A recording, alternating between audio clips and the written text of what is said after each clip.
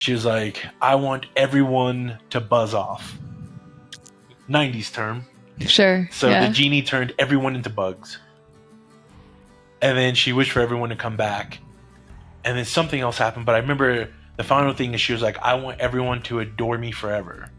So the genie turned her into a statue and put her in the park. Oh. And I was just like, oh my God. Gotcha.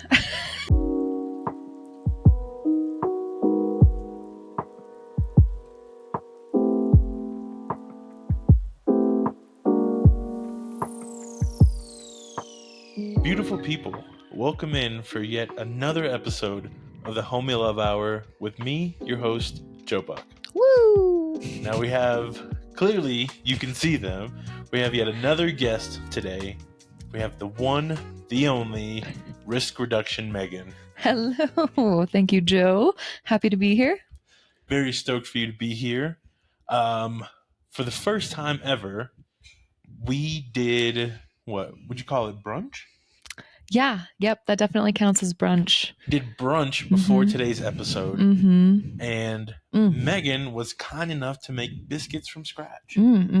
Happy to. We were talking about biscuits and gravy last week, at the end of last week, and just had to have it. So very grateful that Joe made this delicious sausage gravy with potatoes in it. And again, I've never had potatoes in my gravy before, but highly recommend. We'll be doing that going forward.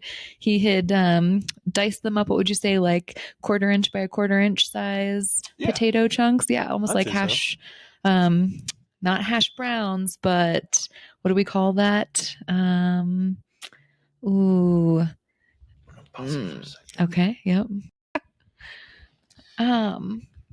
Yeah. So I do a dairy-free gravy because I don't have enough of that European blood in me to process cow milk. Me neither. And honestly, I don't really get down with the cow milk like that. Dude, I cannot. It's so gross to me. And I feel like gross is a strong word because lots of people love their milk and cheese, and I don't mean to offend anybody, but we're the only animal that keeps another animal pregnant, milks it, and drinks that milk. To what end? To what end? I understand the consistency of cheese, the flavors of cheese. I love to smell it. I used to love to taste it, but I cannot handle it in my belly anymore. I'm not gonna lie, I have never once thought about the whole keeping an animal in captivity and keeping it pregnant. Yes. That's wild. Yes. I was vegan for a few years. I am a reformed vegan. But it was at that time when I really started thinking about just the way that our food is handled from beginning to end. And that just really struck me, how strange it is that we will keep an animal in that, I guess it has to be impregnated, go through the process of giving birth, and then the milk comes. So we have to keep them in that state as long as we can to produce the milk. And then, we drink the milk that's meant for the baby's growing, developing body. Yeah, isn't it like kind of like diminishing returns after a certain point as far as like too much calcium in our bodies is like horrible for us? So you can always overdo it with anything, right? But I honestly don't know how much calcium there truly is in regular milk, cow milk. I know there's a ton of sugar in it, which is something a lot of people don't realize. But yeah, milk has a ton of sugar in it. Just not here for it. So you say you reformed vegan. What was it like being like, you know what? I got to get back to the meat. I was living with two guys, and COVID had just started, and we were all just like sharing and making meals, and they kept cooking meaty meals that smelled so good. And they were both hunters, so they had like some hookups on good meat. So I just started dabbling and just came back with a vengeance. I actually tried getting back into milky products then because I had missed cheese, but it was reintroducing dairy that made me realize I have an intolerance.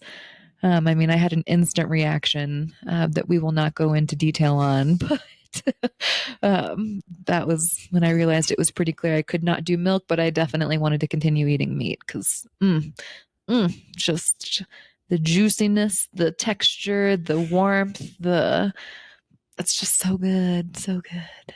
Yeah, Mm-hmm. I gave up red meat for Mm-hmm. a few years, not by choice.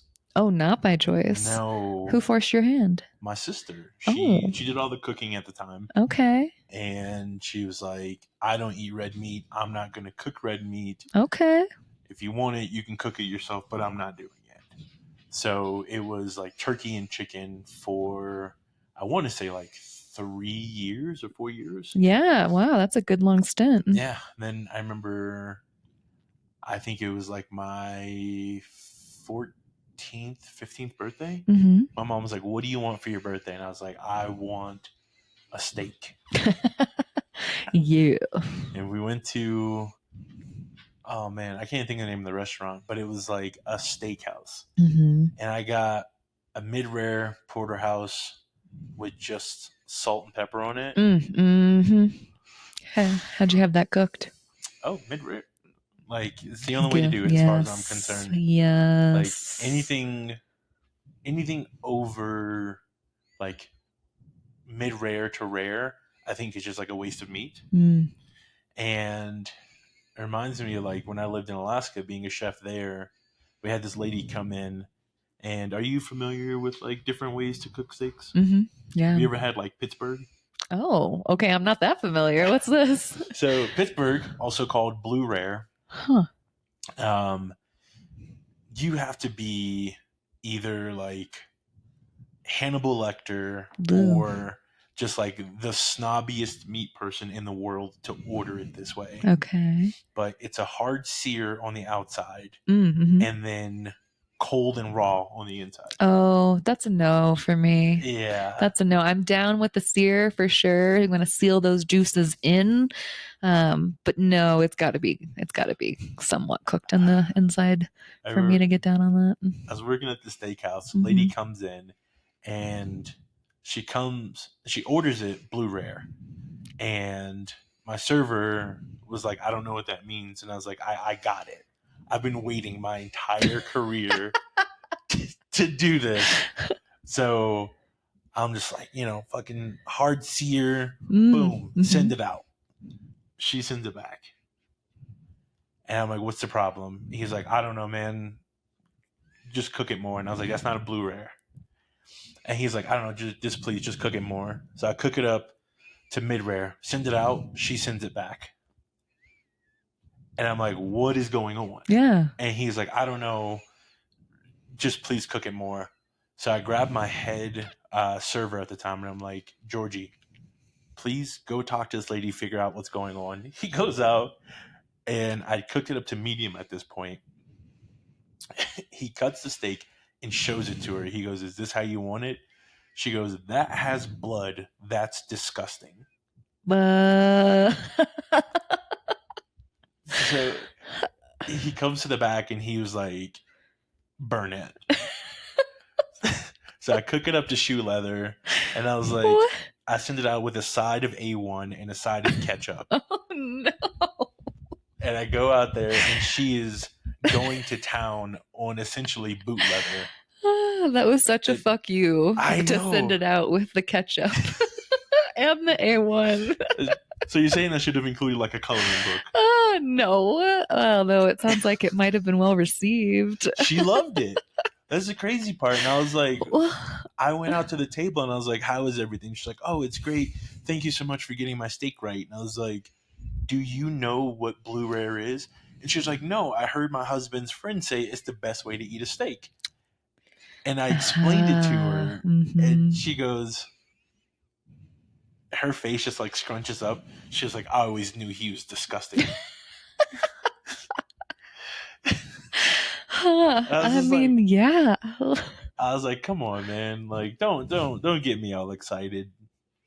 It's like when someone's like, I want the top of the line thing, and it's something you're interested in, so you want to talk about it. Yeah. And then you go to talk to them about it, and it's just like their eyes just glaze over, and they're just like, yeah, I don't understand anything that you're talking about. Well, then that's an opportunity to share what you know, right? Yeah. Speaking of sharing what you know, Oh, and eyes glazing over. Smooth segue. Hey, I'm trying over here. Yeah. Your Okay. job, a big part of your job, Yeah. is knowing more than most people about their everything, essentially. Ooh. I don't know if I'd put it that way. And it's not about knowing everything. I mean, I think I'm at the early stages of knowing a lot about a little, honestly. I do think about that quite a bit as I'm getting into this new role. I've only been doing it for 2 months, but I've kind of been prepping for a few years to do it. And really, it's just about helping to build resilient communities. And a lot of that has to do with understanding the community that you live in and the ways in which people move through that community, particularly with regard to risk, risky behaviors, things that put people in an ambulance or the hospital, or put other people at risk of injury or death. So it is having to be aware of things that I realize most people intentionally ignore. I mean, we're all so busy going about our day-to-day lives. We don't think about the fact that we're rushing to work and we put 5 people's lives at risk on the way to work because we were tailgating and running a red light, or just driving distracted with our cell phone in our hand, or any number of the things that many of us do on the regular that are legitimately putting our lives at risk. So it's a lot about a lot. Or excuse me, a lot about a little. It's a lot about a little. Yeah. Yeah. So what is your official title? Yeah. Community Risk Reduction Coordinator. That's a mouthful. It's a mouthful. We couldn't fit it all on a business card. I had to really small font. Yeah. To the CRRT. CRRC, yeah. A kirk. Kirk. A kirk. Yeah. It sounds very, very interesting, and like it really is. What you do is actually very much needed, Sure. even though people refuse to acknowledge it a lot of times. Because like no one wants to hear like, hey, what you're doing is not essentially wrong, but it's dangerous. It's dangerous. You're putting people's lives at risk. Mm-hmm. And it just like kind of menializes like people's understanding of like the risks attached to things that they're doing. Mm-hmm.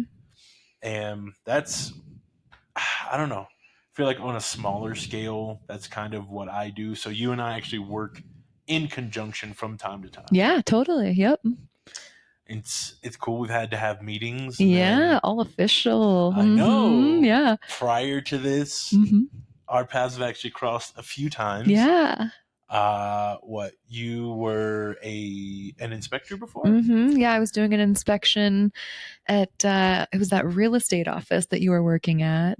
You did an inspection before that at another place I was working at. What was the first place? I was a restaurant that I won't name. Oh, yeah. Oh, but I will still eat at that restaurant because they do a good job keeping it clean. Yeah, that was that was the first time.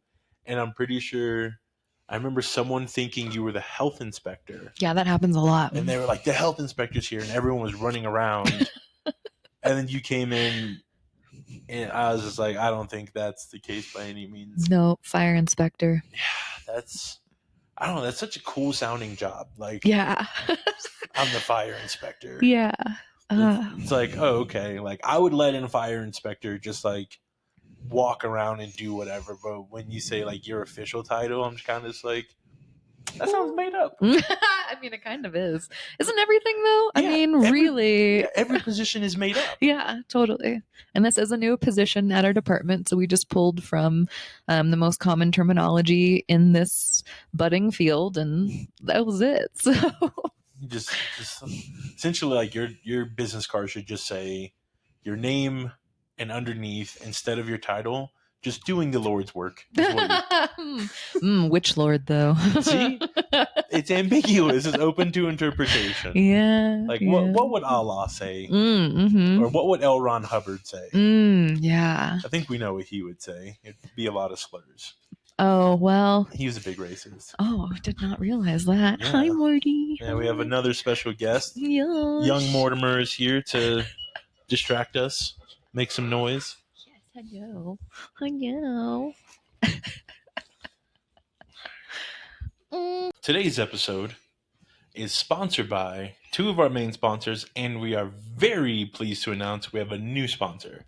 Woo. So the two reoccurring sponsors are, of course, High Altitude Comedy, which is a stand-up comedy group comprised of Nick Halverson, Timmy Motree, and myself. Yay.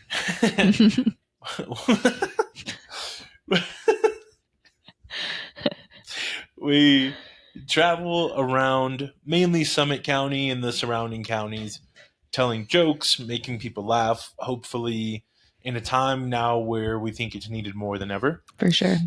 We are hoping to expand, go on the road this summer. So if you have any interest in supporting us or attending a show, you can check us out on Facebook and Instagram at High Altitude Comedy.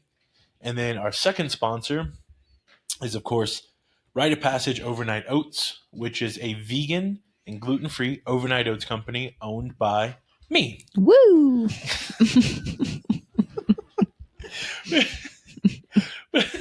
Yum, yum, yum, yum, yum. What started off as a passion project, just something that I did to save myself money, has turned into something so much more. And I'm very fortunate to be able to offer my products to other people and make curated recipes just for people's, not allergies, dietary restrictions. Mm-hmm. I love doing it. I love being able to help people. Also, this summer, I will be at the Leadville Farmers Market doing drop-in markets to be Sundays 11 to 3 up in Leadville at Aleak. Super pumped for that. Yeah. And then might pop up at a few other places. But if you have any interest, you can also follow me on Instagram at Rite of Passage Oats. And also, I have a website, riteofpassageoats.com. Then our third and final sponsor, super pumped for this. They donated the coffee for today's episode and also my breakfast. It's Helix Coffee Company out of Breckenridge, Colorado. Yeah. I'm super pumped. I love coffee. Big fan. Mm-hmm. So if you have a coffee brand and you want to send me some, feel free to reach out. I have a P.O. box you can send it to. But Helix is amazing. It is also started as a passion project for my buddy James. And I believe Meshach, correct me if I'm wrong, but it is amazing. It's all roasted and bagged in-house. This was roasted the day that I picked it up, and Megan can attest to it. Mm-hmm. It is fantastic. Yummy for sure. So if you get a chance, I will include a link to their website here. I believe it's helixcoffee.co, but I will double check on that just in case it's not. I'm going to re-record that part and cut it out if it's wrong. I will include a link to the Helix Coffee website to be over this part with a couple photos from their website. And feel free to check it out. They do ship nationally. And if you're local, you can pick it up directly from them. I'm super stoked. Big fan of coffee. And this is probably the best that I've had in a long time. Now, back to more important topics now that we've gotten Morty out and refilled our drinks. So when we email, tell me if this is something you would prefer not to talk about on camera. Sure. Yeah. You use different pronouns. I do. Correct? Yeah. And what are they? Z and Zer. And you and I have talked about this off camera as far as the reasoning behind it and what it means. But to the people who are potentially uninformed or maybe just don't really know about it, tell us about it. Yeah, sure. So I was raised in North Central Florida, which has very strict gender norms. Growing up, I was a tomboy, and I caught quite a bit of flack from that from my family. I think the most common thing my grandma told me was to act like a lady. And I just remember thinking, like, that ladies don't get to have as much fun. Like, we have to wear dresses and we have to stay clean, and I can't, like, just go be wild and have fun. So that just kind of stuck with me for a long time. And it wasn't until recently that I even learned about Zer as an option. I had known, obviously, he, him, she, her, and they, them. And none of those really resonated, I guess. I mean, it's not even resonated. I mean, I'm obviously female presenting, and I love being a woman. I am very happy with how I'm very happy with my body and anatomically all of that. But there are definite downsides to being a she, her in this world. And in the professional realm, the downsides are monetary. Like, there is a direct correlation between gender and race, and people's pay. I mean, the last statistic I saw was that white women make 75 cents for every dollar white men make. It's even less than that for women of color. So, one of my colleagues at my current department had added her pronouns as she, her to her email tagline. And I was like, oh yeah, this is a thing. And so I looked into it again to see if, there had been anything new to that conversation. And that was when I came across the Zer, and it just felt expansive to me. It felt like it hadn't yet been boxed in with all of these expectations and these requirements about how I'm supposed to act and show up in the world.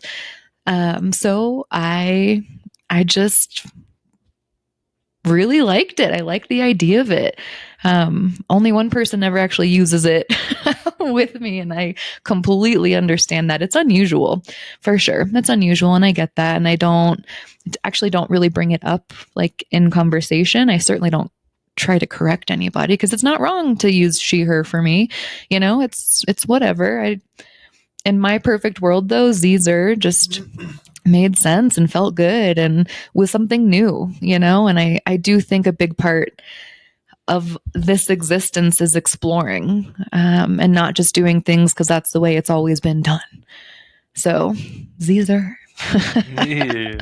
Yeah. Hell yeah. Like, I like that. Like, I like the idea and concept of something being like expansive or expansionary, saying like, yo, I don't want to be just like put in a box, and like I want to be my own person. Yeah. And like I feel like that's granted, I've always used he, him, but the idea of moving away from like being typecasted is important, and it's something I've always strived to do. Mm-hmm. So, good on you for doing that. I feel like it's very important, and I feel like a lot of people will see that and just be like, oh, I don't know what that means.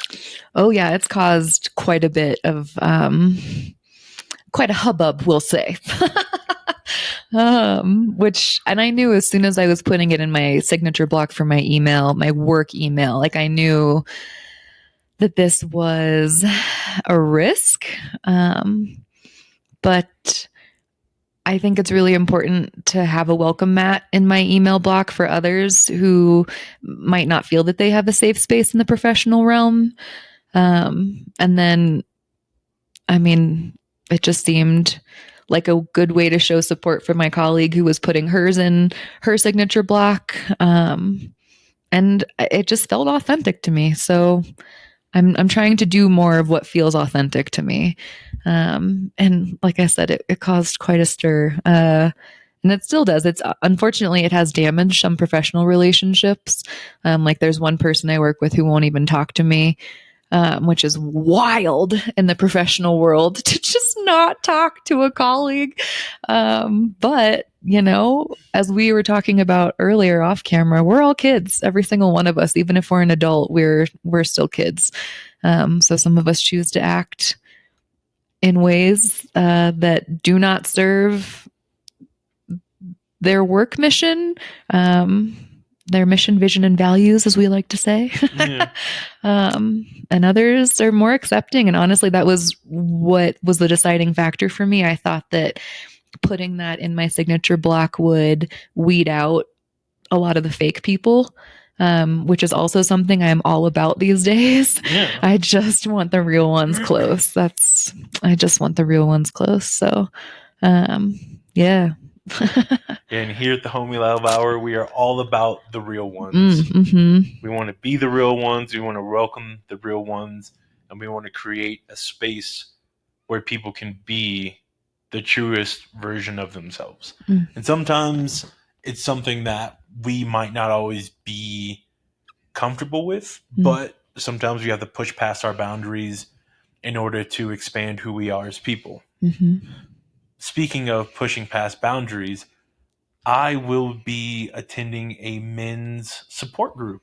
Oh. Yeah, starting next week. Nice. Super pumped about it. Yeah. I got approached about it yesterday. Okay. While I accidentally stumbled into the hands-off protest. Love that.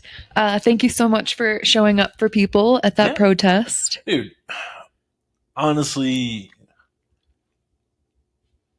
I've always wanted to attend protests. Mm-hmm. And it's not because, I want to attach myself to a message or anything of that sort, or that I care about recognition.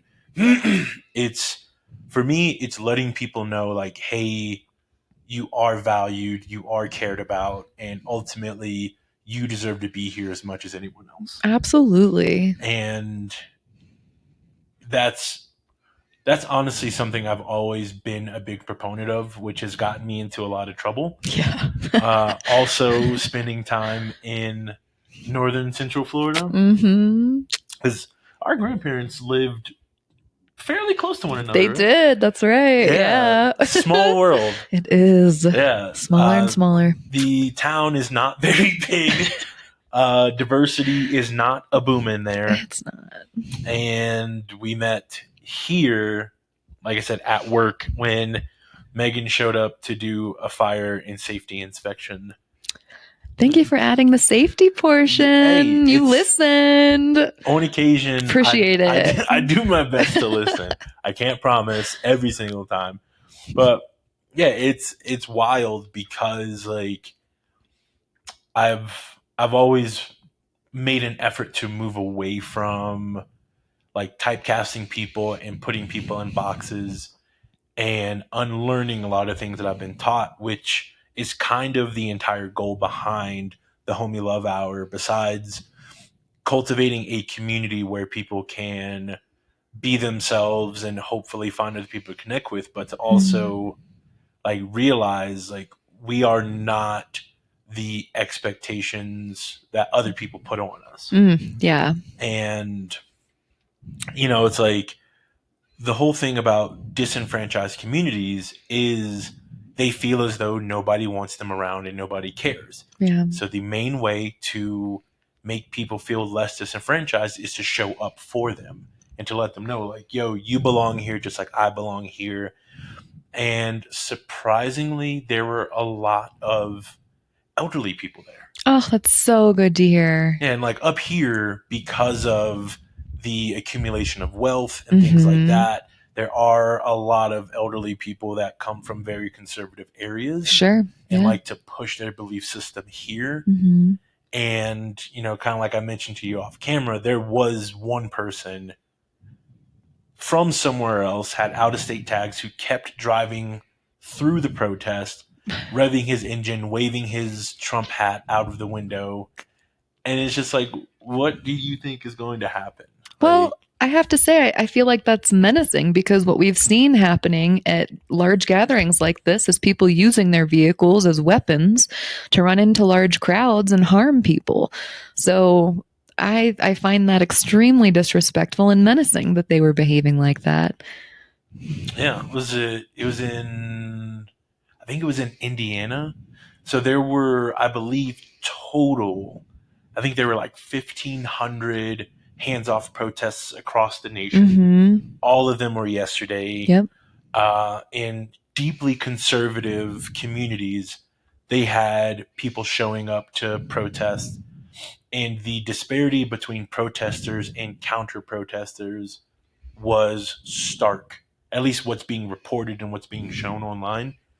Like, I think they said one community, actually in Florida, Palatka County, Oh, Palatka. Yeah. yeah, deeply conservative. I believe during the last political election, it was like 73.5% Republican. Wow. They had over 200 people show up to protest and be a part of the hands off movement.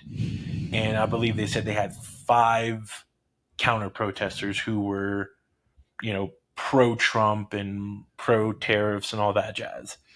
So I think what's going on is really showing a lot of people something that I have been talking about for a long time, which is like, you cannot buy into what politicians are selling, because at the end of the day, they're selling you a dream. Especially if a person doesn't have like defined goals as far as like how they plan on achieving those things, it's a pretty big red flag. It's like, I'm going to make your life better. How are you going to make my life better? By making theirs worse. Exactly. Yeah. And the whole thing is, I look at politics a lot like the Goosebumps books. Ooh. Like, there was a Goosebumps episode.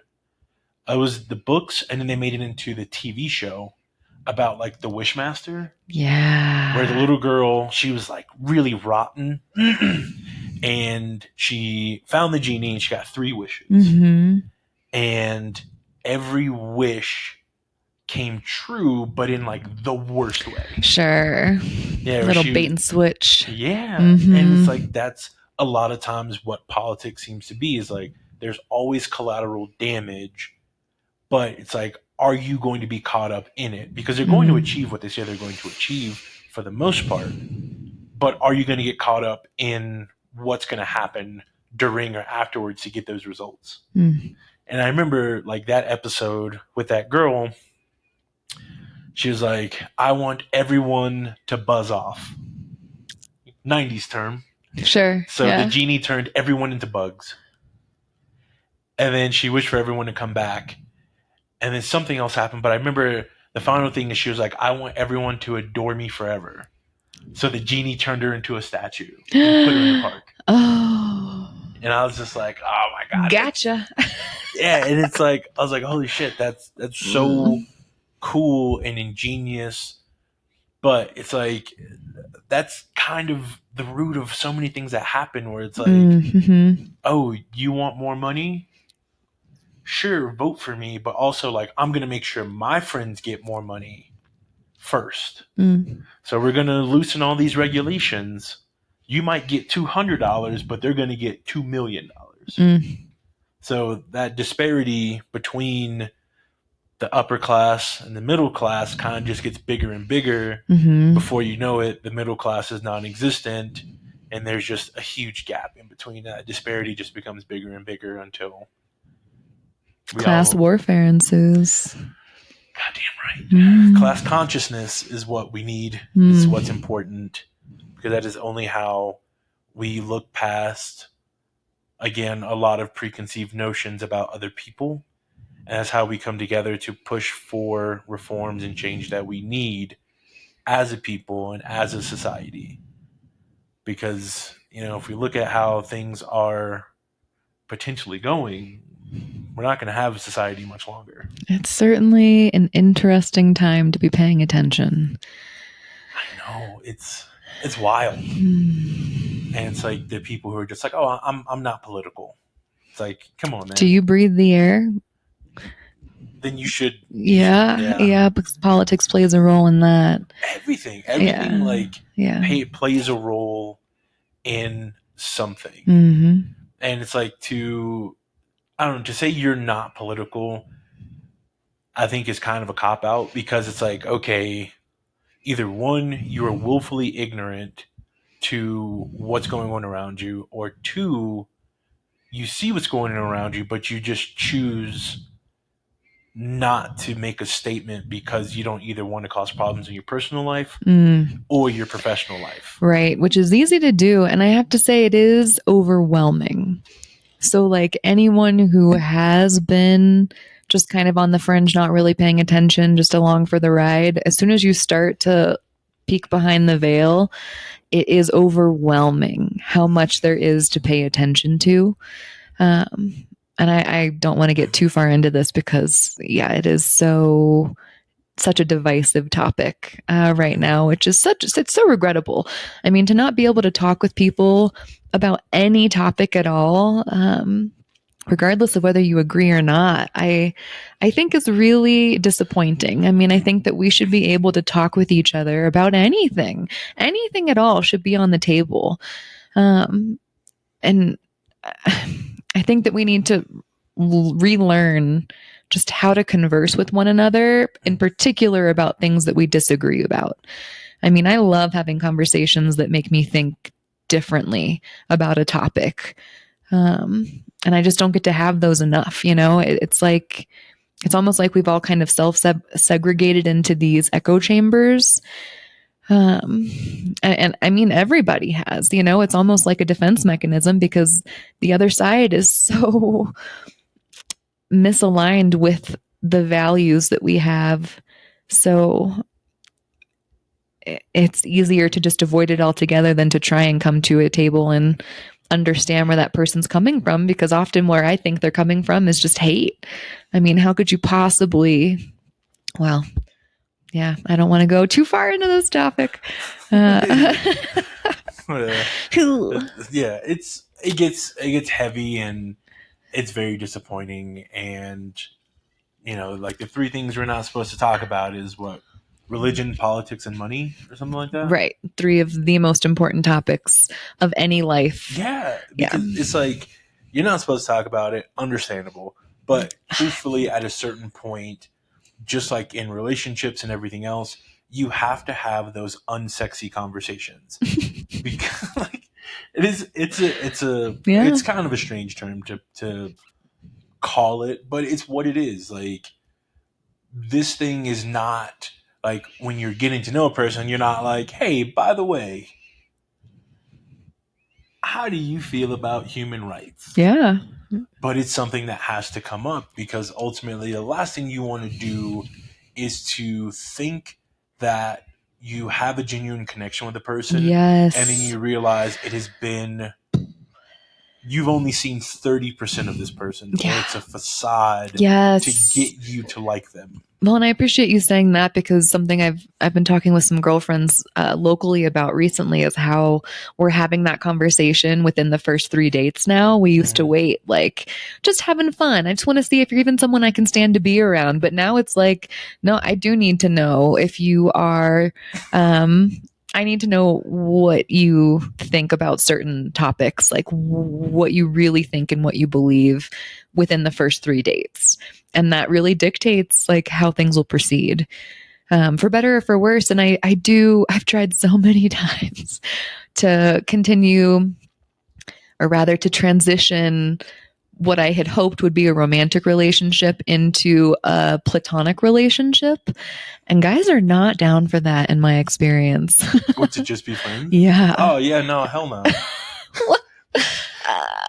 Hey, you know, I don't know. That shit's weird. I Like, disagree. I have been friends with several of my exes, but like people that I had real established relationships with. Like that really no. hasn't been a problem, but it's all of the guys that I've like tried to date, determined there's not really anything here. But I do maybe like I like their dog. I like going for walks with them. I like, I don't know, just like having someone new to talk to and like hear their perspective. And they're a member of my community. So I feel like, yeah, I'd like to get to know you. But as soon as you pull the possibility of sex off the table, completely disengaged from their end. Yeah, I mean, like, so when I say that's weird, I don't mean like being platonic friends with another person. Mm-hmm. That's not weird. Like, Mhm. I have plenty of friends that, like, you know, I have a handful of friends where it's like, oh, we've gone on a date or two, didn't work out, but we're cool, like we're amicable, Okay.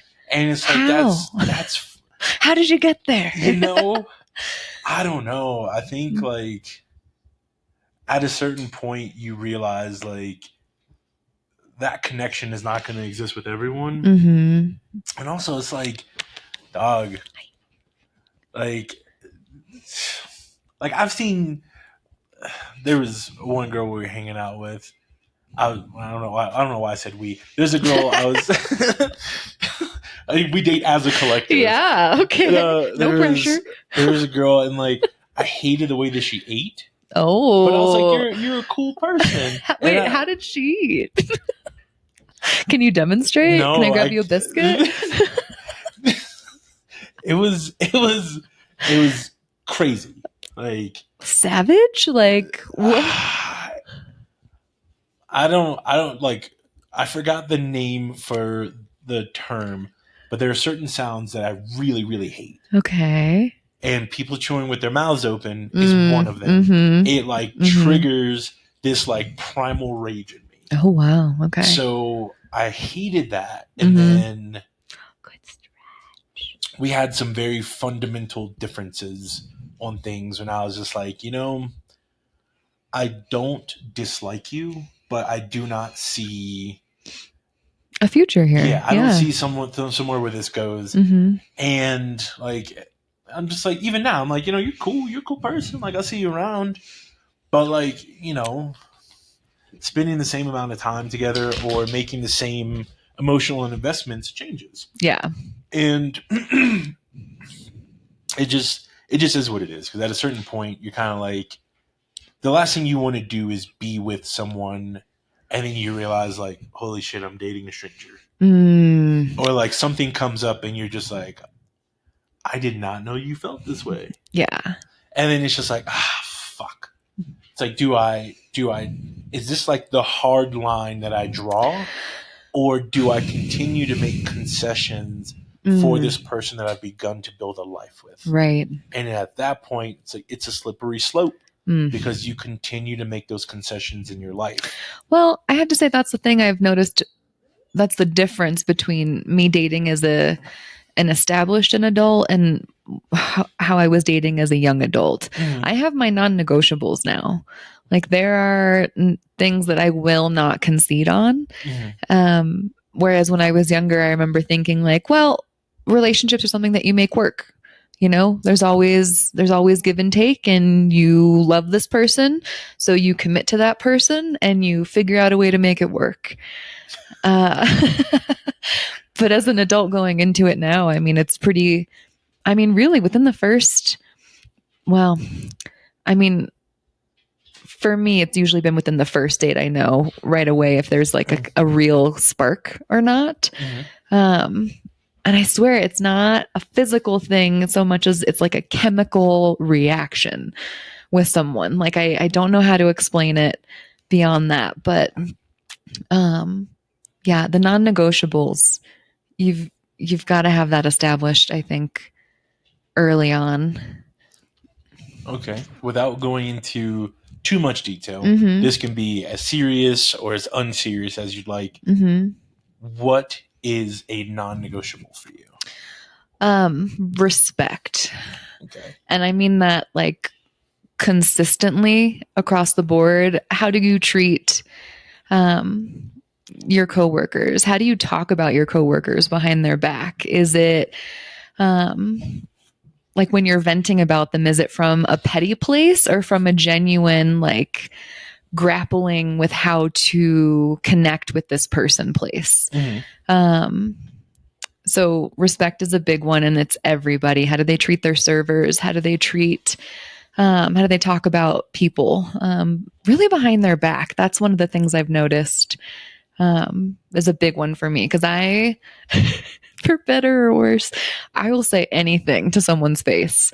And usually if I'm venting, it's because I'm trying to figure out the right way to put it to their face. But in my experience, most of the people that I have let vent with me, they're not venting to figure out how to get through to that person when the time comes to talk to them. They're just venting as a way to pass time. It's like a knee-jerk reaction for them. It's like, it's just how they talk to others, by bad-mouthing others behind their back. And that's, I just don't like that. I don't like pointlessly talking negatively about someone. I mean, if you don't like someone, you don't like someone. Not everybody's your cup of tea. I totally get that. For some reason, you can just inexplicably dislike someone. But that's something you accept and you move on. You don't continually have to talk about how much you dislike this person. I mean, that's just such a, it's just not the mindset that I find myself attracted to. And then growth mindset is a non-negotiable for me. Okay. People have to be flexible and like willing to learn, which is uncomfortable. I mean, even just this morning when we were figuring out how these mics go, right? It's like, why isn't it just working right now? Like, but that's part of the learning process, is like feeling dumb for not knowing. But this is a piece of technology. Like, it takes time. It takes patience. There's just so much. I think I find growth mindsets to have such rich and contagious. It's just. I appreciate that answer. Okay, good. Great. Yeah. What are your non-negotiables? Biggest one? Yeah. Bluegrass. Oh, Can't stand bluegrass. Oh, man. I can't. Why? It's so bad. Oh, strongly disagree with you, my friend. Name a bluegrass band. What do you mean? That you enjoy. So I don't know that I can. Well, Green Sky Bluegrass, first of all, best light show I have ever seen, which to this day shocks me because of all of the EDM shows I've been to, and Green Sky Bluegrass has the best light show. So your biggest takeaway from this amazing band that you saw was how amazing the lights flashed? No, that was not my biggest takeaway. It was my biggest surprise. I have listened to them for years now, and I just love string instruments. I love the sound of them. I love the atmosphere. Everybody's like just kind of silly and bouncy, and I don't know, it feels like it's that Southern in me, you know? See, I'll listen to like bluegrass country music. Okay. Like Sturgill Simpson? Oh, yeah, absolutely. Okay. Did you listen to his bluegrass album? No. I'm going to send it to you. Okay. We'll see. Well, like, I don't know. Like, I tried listening to the Disco Biscuits. Thought they sucked. I tried listening to Fish. Fucking terrible. No, these are jam bands. Those are not bluegrass. They consider themselves to be bluegrass jam bands. Okay, you can consider yourself whatever. Those are jam bands, and there is a difference. Okay. So I retract my former statement. Okay. Jam bands. Yeah. I can't. I'm fully on board with that. I agree. Songs have an end point at some point. Every jam band I have ever listened to sounds like something I would hear in line at the aquarium. Oh, yeah. And then I'm pretty sure it's Fish. There's a fucking dude who plays a Hoover vacuum. Yeah. Yep. That's just their buddy who was less talented and needed something to do. That's so fucking disrespectful. Is it? Or is it creative? They're trying something new. No, fuck no. you try something new in your garage. Like you try something new at an open mic. Yeah. If I This pay is true. That's the fair. amount of money that people pay to see I know, Fish, it's ridiculous. $300, Yeah. and there's a dude up there playing a fucking Hoover vacuum, you gotta see me in the parking lot. Like, no, hell no. That's fair. Totally valid. Yeah. No, it's disrespectful, Mm. and like, I see it as disrespectful because those are the same people who listen to rap music and they're like, I don't understand it, and I'm like, really? But you understand the dude putting his hand over a fucking vacuum tube? That's great. Mm-hmm. I worked with this dude. Oh my god, he listened to the same set of the Disco Biscuits. Same set. I think it was like, I think he said it was, I forgot the exact day, but he was like, oh, like, for example, I think he's like, this was July 9th, 2012. And he was like, I was at this show. And he listened to the same set every day on repeat. Wow. And I'm like, how the do you listen to the same set if you were there? That would be like, hey, Megan, what are you listening to? Oh, I'm listening July to 9, 2012.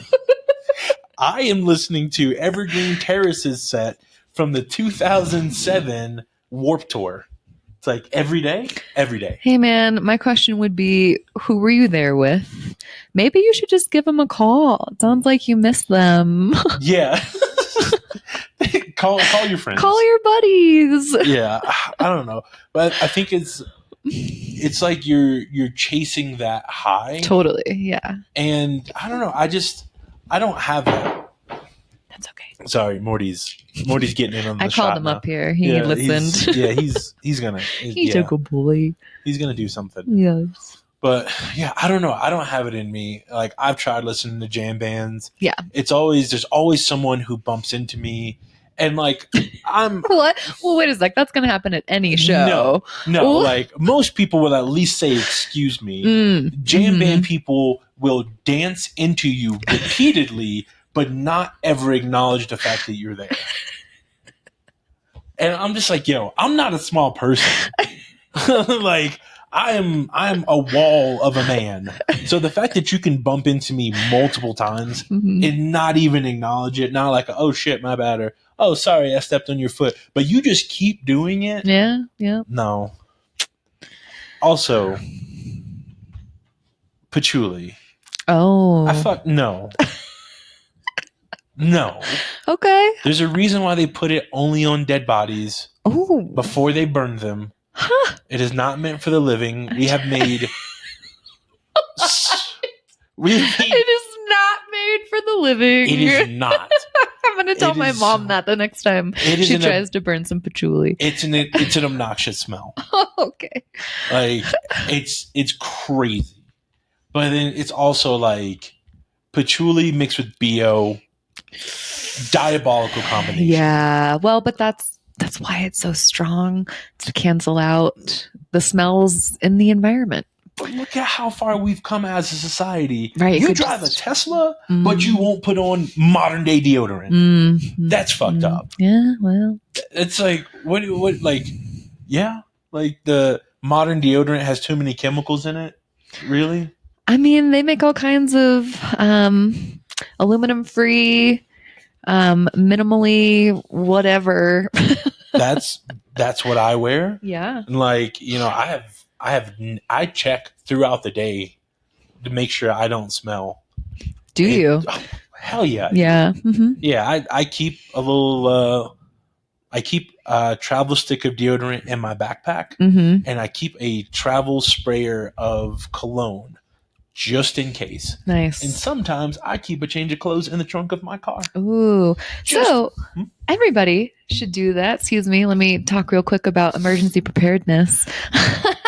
call that a segue. That is a great thing to do, to keep some clothing in your vehicle, maybe like 2 to 3 days worth if you absolutely had to. I know that kind of seems like a lot, but in wildfire country, it's not. 2 to 3 days worth of water is good to have on you, which that is difficult to have. It takes up a lot of space. So even if you just have like enough water to get you to, I don't know, the nearest county where you can hopefully pick up some more, or maybe some of those, like, I have a life straw that I keep in my vehicle just for funsies. Having a flashlight, having with those clothing, with that clothing, like some layers for your local environment. Okay. So like up here, we'd want to have like maybe a base layer, an outer layer, and maybe a mid layer. Some food, snacky snacks. Those are always fun to pack, right? Just have snacks on hand in your car. Hell yeah. And eat them periodically to remind yourself that you have a bug out bag in your vehicle, because we can forget about that. There's no periodically for me. Oh, I'm a big snacker too. See, yeah, like I keep stuff in my desk at work, and I keep that drawer locked, and then I do it until I forget that something's in there, and then I'm like, oh, I want something to drink, and I crack it open, and I'm surprise! Like, yeah, it's like, yeah, hell yeah. I love to tell myself, I love how well I take care of myself when I do things like that. That's one of my positive mantras now. Because I too will like hide things for myself to find later. Just squirreling it. Yeah. Because you're going to come across it. Like, I'm just going to put this in this coat pocket and I'll find it. And I'll just be like, oh yeah, I did this as a treat to my future self. That's right. That's how I used to be with money. Oh. I used to leave cash in just like random pockets. Now that seems dangerous. No. Luckily, no one wears the same size clothes as me. Oh, I just mean like pockets. I need my cash in a specific place in my wallet. Otherwise, I'm likely to lose it. See, you can't lose if you don't know where it is. Well, I guess that's the whole definition of losing something.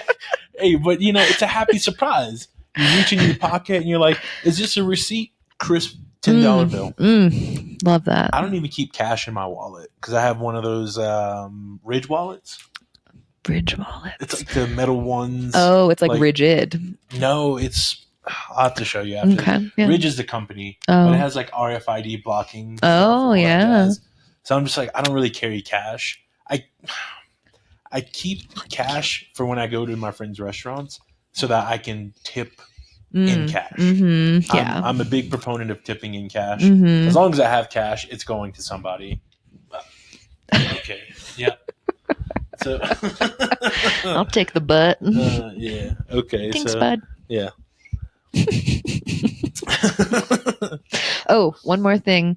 A first aid kit. A general first aid kit in your bug out bag. That's good to have. I'm thinking about what I have in my bug out trunk right now.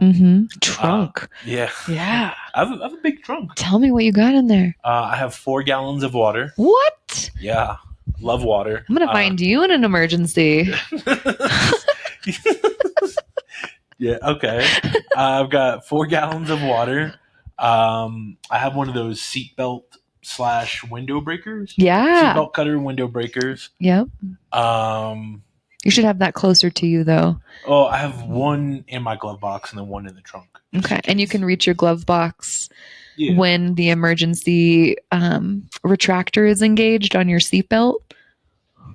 Like when it locks in place? Yeah. Yeah. Okay. Yeah. I got long arms. Okay. And then I have an MF doom mask. Oh, wait. What does MF stand for? Motherfucker. I think so. I don't think he ever openly said what it was. Okay. It was a Halloween costume. And I just keep the mask in my car because I enjoy it. And it's got like filters in it? Like legit? It's a metal mask. Oh, okay. I'll show you. Yeah, I'm going to have to see it. I do have, when I worked in aviation, I worked in the hazardous chemicals department. So I have a rebreather with new air filters on both sides. Perfect. And then what else do I have in there? I have like 2 boxes of granola bars. Yum. The ones with the yogurt at the bottom. Mm-hmm. Yeah. I'm pretty sure it's not real yogurt. I was gonna say, if it's not refrigerated, that is sus. No, it's like the room temperature ones. I don't know how they do it. I don't know that I want to know. Yeah, I'm pretty sure it's not real yogurt, but yeah, I got like 2 boxes of those. And then every time I hit the store, I get like stuff that lasts a while. Mm-hmm. Like soup, like cans of soup, Mm-hmm. jerky, that kind of stuff. Make sure you have. Do they pop open the cans of soup, or do you have to have a can opener for it? They pop open. Nice, yeah. You don't want to get stuck with soup you can't get into. See, I don't know. Like, I've worked in enough restaurants. Like, I'll go full caveman and just like bust it open. Mm-hmm. We've also used like a knife before. Oh my gosh, I have too. It's so sketchy. I mean, there was no safety, no and bloodshed. Risk. Oh. I mean, hey man, maybe a little. It's the only way to keep the company on their toes is for someone to make a workman's comp claim because they cut their hand doing something dumb. Yeah. I don't know. It's always made it like pretty enjoyable. It keeps you on your toes, and then yeah, I don't know. Like those are all things. But I used to keep like a week's worth of clothes, blankets, pillows. Like for anyone who didn't know me, if I opened my trunk, you'd be like, "Oh, this guy is homeless or unhoused." Yeah. But now I'm just like, I have like a jacket and gloves and stuff in there too. But now if I open my trunk, it looks like I'm a kidnapper. Oh, fantastic! All the gloves and the mask and all the other stuff. Less than ideal. Yeah. Yeah, I don't know. It's comfortable. It's comfortable. Yeah.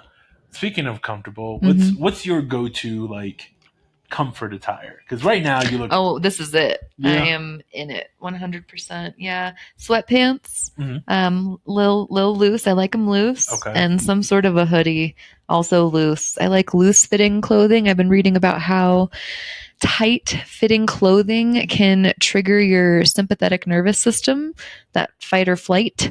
So it can that can cause anxiety. So I try and wear looser fitting clothing, which feels good. I gotta say, it does just keep it cozy. That honestly explains a lot. Because I think of every time like I wear an undershirt and it's a little snug, I immediately am like, I need to pull this thing. It's like a panic, right? Yeah. Like, yeah, and it's like, I get why Hulk Hogan tore through all of his shirts to get it off of his body. Because that feeling is atrocious. Yeah. I never thought I would reference Hulk Hogan on this show. I kind of feel like you were gonna at some point. It was bound to come. Yeah. It was probably going to be in a segment where I'm like, yeah, fuck that guy.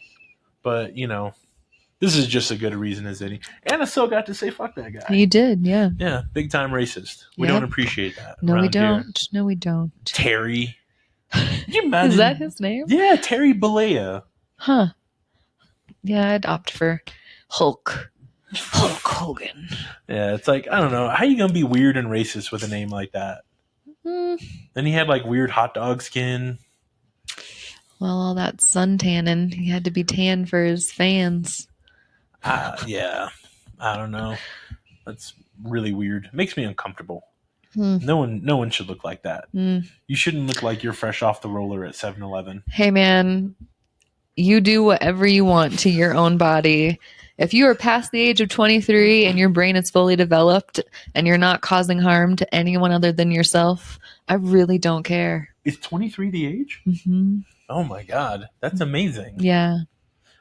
Also, going back to the tight clothes thing, it explains why so many of those like finance bros are always so angry. It's because their clothes are too tight. Oh, well, they're in like suits. They have like something around their neck, ties. Yeah. Ugh.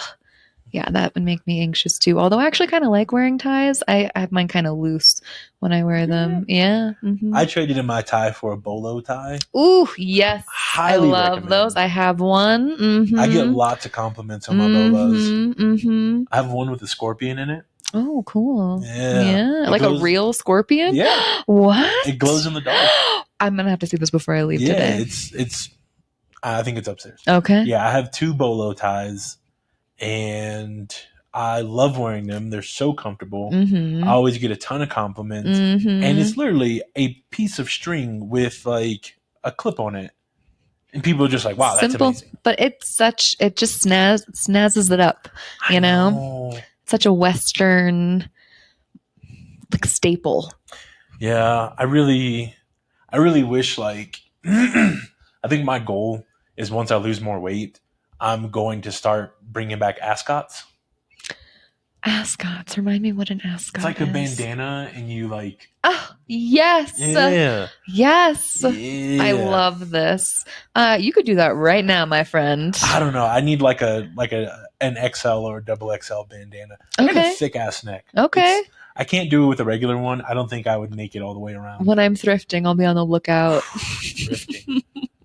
I love the idea of thrifting. I've only done it like twice, and both times we're in college. It takes a lot of patience. Yes, you have to have like hours, and you have to be willing to go through, like you pull every single item on that rack to like look at it. Every single item. I don't have it in me. I do sometimes. Sometimes it's really fun. I have found some amazing things. But you also got to be careful and not mix up a consignment shop with a thrift shop, because consignment shops are not thrift shops. What is the difference? So consignment is that shop is acting as an intermediary seller for a private seller, and it's usually higher end clothing. Mm-hmm. So it's like actual like fashion designers and labels. Like I don't know a lot about that. I mean, I know I like pretty things. But yeah, it's significantly more expensive typically at a consignment shop than it is at a thrift shop. Thrifting is just people donated clothing. Okay. So it's like up to that shop to sell it for whatever price they deem appropriate. And it's usually super cheap, screaming deals. And it's usually some sort of a nonprofit. Not always. There are private thrift shops, but it's much more affordable. Yeah, it reminds me of like I used to go to Goodwill, and before thrifting was like the big craze, I worked at a butcher shop, and across the street is in a very affluent area was a Goodwill, and it's a gold mine. This Goodwill, it was crazy. So they pretty much treated it like going to a high-end store. You had a personal shopper that would like walk around the store with you, and everything was Gucci, Louis Vuitton, like all this stuff, but they did not mark anything down. Like these were all donations, but everything was retail. I'd like to know where that money was going. Right back to them. It was crazy. Like I never understood it. I'm like, bro, how are you all doing this? But it's like if it's something, I don't know how Goodwill is set up, but I believe they are allowed to set prices at whatever they want. That sounds right, based on my experience. Yeah, Goodwill is wild as hell. It is. You can just donate whatever you want there. They will take anything. They don't go through it. No. I mean, you could take anything there and they will slap a sticker on it and try and sell it. Yeah, I've seen people now, they do like entire videos of themselves just like flipping stuff they find at Goodwill. Totally, yeah. And I'm like, I don't have it in me, man. I know somebody who looks for books at any kind of thrift shop, but he says he has the most luck at Goodwill's. That's crazy. You know, is like it reminds me, I saw this video where they were talking about the psychology of how stores are set up. Oh, this upsets me. I've read about this. Yeah, and they were like, men, when men shop, they know exactly what they want, as opposed to women, where women will like wander around. So they're like, that's why women's clothes are right at the beginning and men's stuff is in the back. So the men have to walk to the back of the store. Yep, to get what more things. Maybe see something they didn't need but wanted. Yep. Yeah. And I'm just like, man, that's crazy. And then you think about it, and it's like, I think about every store that I've gone to, and usually that's exactly how it's set up. But I don't know. I feel like the only place I'm not like that is at the grocery store. Mm. They also have specific ways of setting up grocery stores to keep you in them longer. Yeah, like putting the meat department in the back every single time. Yeah. Um, yeah. I mean, we're all shoppers in this country, right? Like Yeah. Yeah. that's how we're conditioned to be. It sucks. I'm just like, man, I don't want to deal with people when I shop, which is honestly why I wear sunglasses and a hoodie. That's so funny you say that. So I will. It's not like I'm trying to be incognito, but I do have certain outfits I'll wear when I'm like, please don't approach me. And it's usually like a hood up and just like, I don't know, maybe sweatpants, just like something that's like, this is like my pajamas basically. I'm trying to get in, trying to get out, go about my day. And I love seeing people that I know in public, like in the wild. I think it's so fun to just like stop and have a quick chit chat, but I'm also very mission oriented. Mm-hmm. And if I'm going into the grocery store, like I'm going in to get things and then I'm going somewhere to make those things. Like, and so I'll often just like say hey or give a wave to people. And I've noticed it's kind of taken some people aback that I won't stop to talk, which is, I guess I just want to say it's never intended to be disrespectful for me to not stop and talk with you, but I do see like a little check mark in the box that's like one against you. You know what I mean? Yeah. I don't know. For me, it's like I have to like you in order for me to break stride. Because, it's like I'm like a boulder going downhill. When I get to moving, I got to stay moving. Right. So it's like I don't want to just stop to be like, hey, I could look at you and say hi before we get close enough where I have to stop. Yeah. And then just keep walking. Yeah. But I don't know. I kind of dress like, you ever seen Mean Girls? Yes, Joe. I've seen Mean Girls. Just making sure. Yeah, I don't know. Some people aren't movie people. But the big dude, when they're doing the girls thing and he's wearing like a hoodie and sunglasses. Yeah. That's how I dress. Yeah. I wear a black hoodie, my black sunglasses. Your black heart sunglasses? Yes. Heart-shaped sunglasses? I wear heart-shaped sunglasses because I love them. Yeah. They are prescription. Ugh.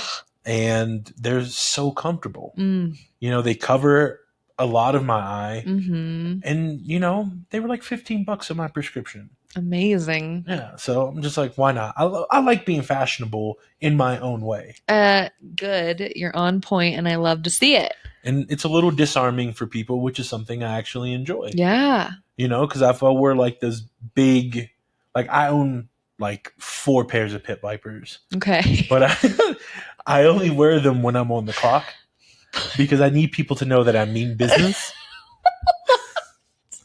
But also, they are not prescription. So when I wear them, I can't see anything. Oh, geez. So when people see me coming, I don't have to stop or acknowledge them because I can't see them.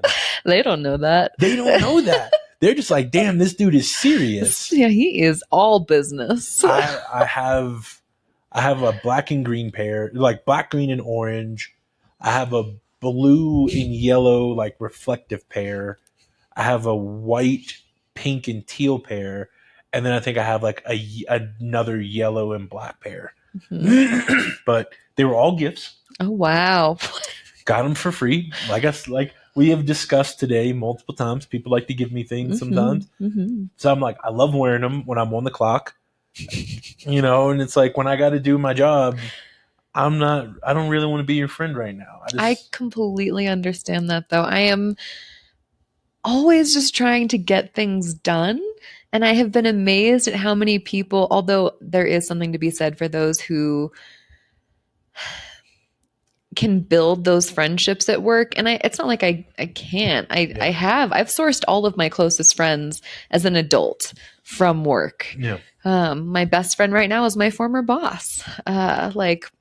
I've had so many good relationships stem from work, but what I'm finding is that the more interested in my work that I am, the less interested I am in just chit-chatting with coworkers. Yeah. Like I am really digging into the new role and like figuring out what exactly I can do. And I got like the most beautiful blessing from our chief, telling me like the sky is the limit. Like anything that you can do to prevent an emergency from happening, we want to explore it, which is awesome, but also nerve wracking because he's retiring in July and we're getting a whole new person. So who knows what their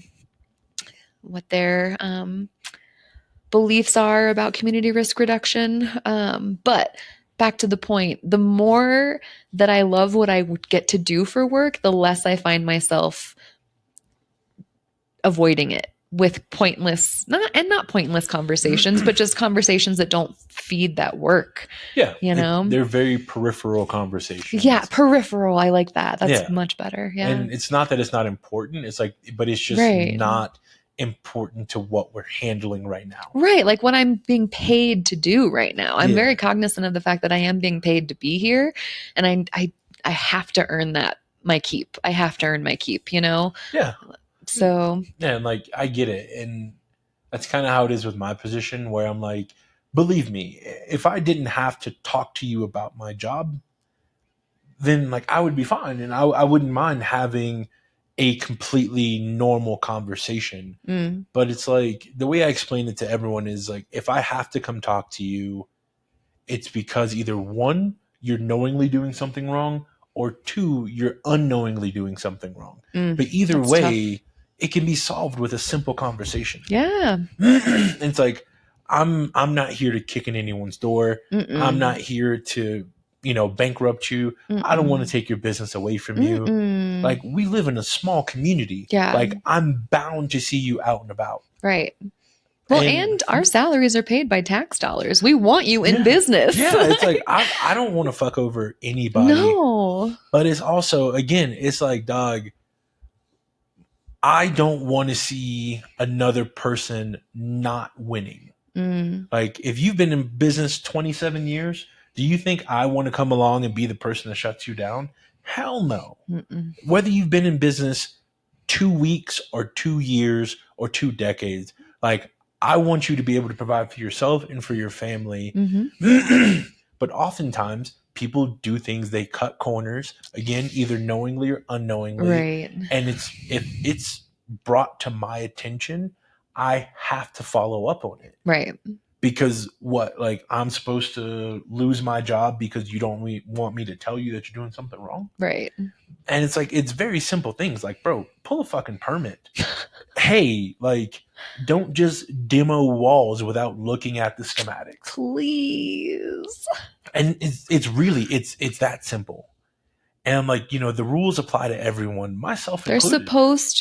They're supposed to, but I do think that they have not been applied to everyone evenly. And it's the people that haven't had them applied to them who get their feathers all in a tussle or a ruffle or whatever that phrase is. Your jimmies are ruffled. Yeah, sure. But yeah, it's like, at the end of the day, like, I tell everybody, like, when I'm on the clock, I'm here to help. I'm here, always. as an extension of the municipality to help you. Off the clock, as a private citizen, don't get it twisted. I'll beat your ass.